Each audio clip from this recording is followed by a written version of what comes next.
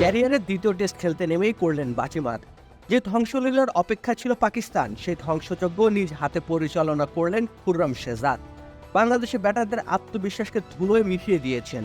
পাকিস্তানকে জয়ের দিকে নজর রাখার রাস্তাটা পরিষ্কার করে দিলেন ডানহাতি এই বোলার। রাওয়ালপিন্ডিতে দ্বিতীয় টেস্টের তৃতীয় দিন। বাংলাদেশের ইনিংসে 2 ওভার হওয়ার পর শেষ হয়েছিল দ্বিতীয় দিনের খেলা। তৃতীয় দিনের প্রথম ঘন্টা ছিল ভীষণ গুরুত্বপূর্ণ। বল যে তখনও একেবারে নতুন, আর সেই নতুন বলকে অগ্নিগোলক বানিয়ে ফেললেন খুররম শেহজাদ। প্রথম ঘন্টায় বাংলাদেশের ব্যাটিং অর্ডারকে লন্ডভন্ড করে দিয়েছেন তিনি। একাই নিয়েছেন 4টি উইকেট, আর তাতে করেই সিরিজে সমতা ফেরানোর আভাস পেতে শুরু করে পাকিস্তান, যার পুরো কৃতিত্বই পেতে পারেন খুররম। বাংলাদেশের ব্যাটিং অর্ডারে বাহাতি ব্যাটারদের আধিক্য বেশি, তাই তো রাউন্ড দ্য উইকেটের থেকে বোলিং করলেন খুররম। ব্যাটারদের জন্য স্টাম্প চ্যানেলে বল করতে শুরু করলেন।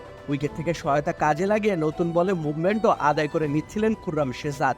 তাতে করে উপরে যায় সাদমান ইসলাম ও নজরুল হোসেন শান্তর স্ট্যাম্প। লেগ বিফোরের ফাঁদে কাটা পড়েন সাকিব আল হাসান। এক দফা বেঁচে গিয়েও খুররমের পাতা ফাঁদে মিড উইকেটে ক্যাচ দিয়ে ফেরেন জাকির হাসান। খুররমের এমন বুদ্ধিদীপ্ত বোলিংয়ের কল্যাণে বাংলাদেশের টুটি চেপে ধরে পাকিস্তান। মাত্র 26 রানে 6 উইকেট হারিয়ে ফলোয়ানের হিসেব কষতে শুরু করে চান্দিকা হাতুরু সিংয়ের দল। খুররমের সাথে ধ্বংসের উৎসবে মাতেন আরেক পাকিস্তানি পেসার মীর হামজা। তিনি বাগিয়ে নেন 2টি উইকেট। তবে মধ্যাহ্ন বিরতিতে যাওয়ার আগে বাংলাদেশের হাল ধরেন লিটন দাস ও মেহেদী হাসান মিরাজ। এই দুজনে 49 রানের জুটি করে প্রাথমিক ধাক্কা সামলে নেওয়ার চেষ্টা করেছেন।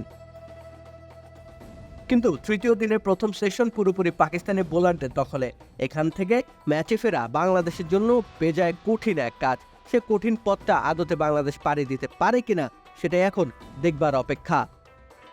রাকিব হোসেন রুম্মান, খেলা 71।